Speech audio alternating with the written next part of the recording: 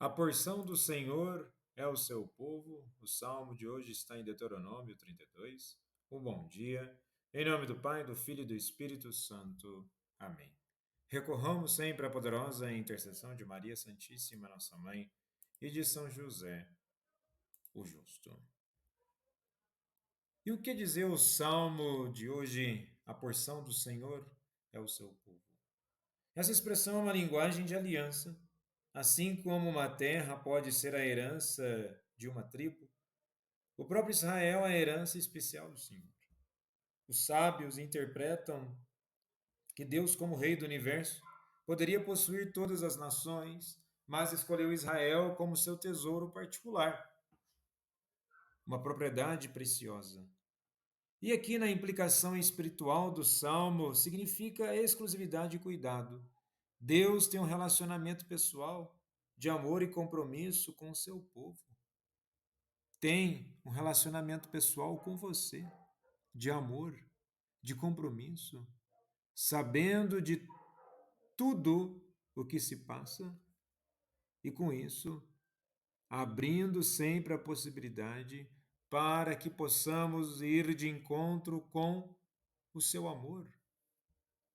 Os cristãos entendem que ser porção do Senhor é viver na intimidade com Ele, reconhecendo-se pertencente a Deus e chamado a corresponder com amor e santidade.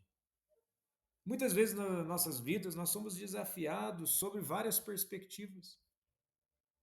Temos os obstáculos do dia a dia, sejam eles materiais, emocionais, psicológicos, de relacionamentos, mas tudo isso podemos converter para uma vida em Deus.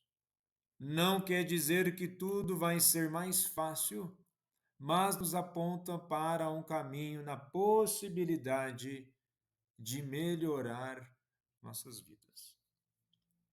Na primeira leitura de hoje do livro Deuteronômio, capítulo 31, dos versículos 1 ao 8, Moisés, já idoso, prepara o povo para entrar na terra prometida sob a liderança de Josué. E a ênfase é: o Senhor irá adiante de ti, ele não te abandonará, sê forte e corajoso. E no Evangelho de hoje, em Mateus 18, dos versículos 1 ao 5, 10 e 12 ao 14, Jesus ensina que o maior no reino dos céus é quem se faz como uma criança. Alerta sobre não desprezar os pequeninos e revela a alegria do pastor que encontra a ovelha perdida. Vejamos que em Deuteronômio o povo está diante de uma travessia decisiva, a entrada na terra prometida. O medo é natural, mas a ordem de Deus é clara: confiança e coragem, pois Ele mesmo caminha à frente. Em Mateus, no Evangelho de hoje, Jesus redefine o que é ser grande.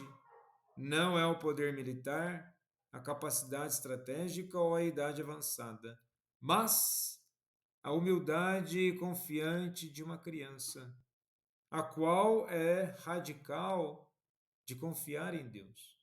Moisés fala da travessia física, enquanto Jesus fala da travessia interior que exige abandono nas mãos do Pai.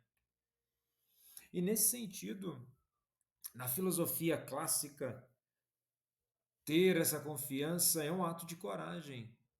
E a coragem não é ausência de medo, mas agir no bem apesar dele. A confiança em Deus, neste caso, é um ato que une fé e razão. Ser como criança, aqui evidentemente, não é infantilismo, mas reconhecimento da própria dependência existencial. Entregar-se um outro maior que garante o sentido. E com isso, Moisés, na primeira leitura, está à beira de morrer, mas seu legado atravessa gerações. O que vale não é o quanto controlamos, mas o quanto permanecemos fiéis ao que é eterno. É interessante sempre os apontamentos de Jesus. Ele menciona a criança e numa estrutura do que é ser criança, numa realidade total do ser humano, a criança interior representa pureza, espontaneidade, potencial de transformação. E no texto, Jesus, ele resgata essa dimensão como essencial para entrar no reino. E evidentemente que nessa caminhada nós temos ansiedade. O povo em Deuteronômio experimenta medo diante da perda de Moisés. E isso ecoa no temor infantil de perder a figura protetora. Deus responde como um bom pai: eu mesmo irei contigo, promessa que reestrutura a confiança. E com isso nós somos convidados a atravessar as dificuldades de vida. Ter fé não é uma isenção daquilo que nós podemos fazer com certeza. Ter fé não é um seguro de vida ao qual nós acreditamos e pronto, tudo está resolvido. Ter fé vai ser esse impulso que nos garante a caminhada, e uma caminhada com confiança. A coragem não vem da autossuficiência, mas da certeza que o Senhor caminha à frente. E sendo como criança, é o antídoto contra o orgulho que impede a fé. É aceitar que nossa força vem do Pai e não de nossa forma de desenvolver as coisas. E com isso, a dimensão da grandeza de se colocar perante Deus. E nessa grandeza nós devemos nos fazer pequenos. E quando Jesus fala de que quem se faz pequeno como essa criança, esse é o maior no reino dos céus. Isso é algo muito chamativo e provocativo. Porque na lógica divina, quanto mais alto nós queremos subir, devemos nos rebaixar para nos esvaziarmos daquilo que nos deixa soberbos, aquilo que nos deixa ruim para baixo e nos preencher de Deus.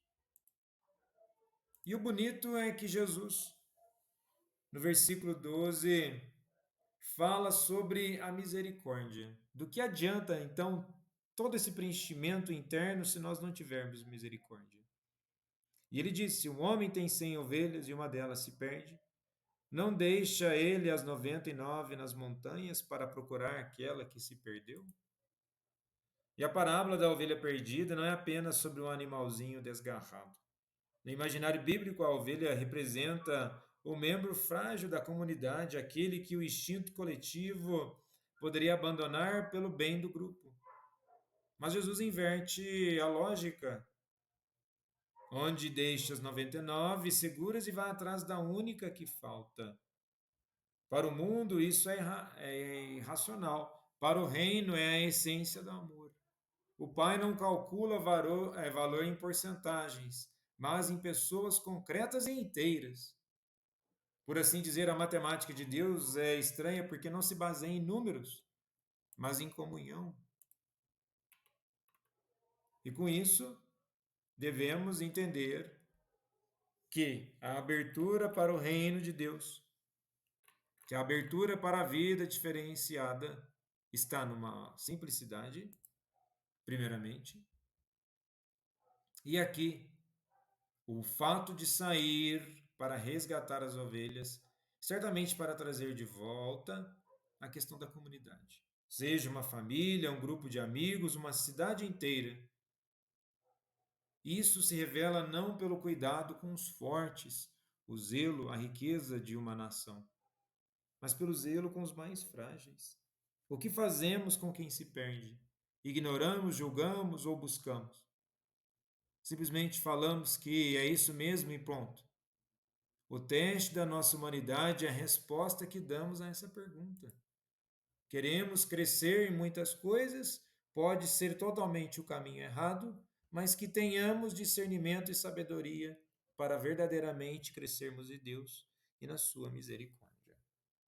Jesus, manso e humilde de coração, fazei nosso coração semelhante ao vosso.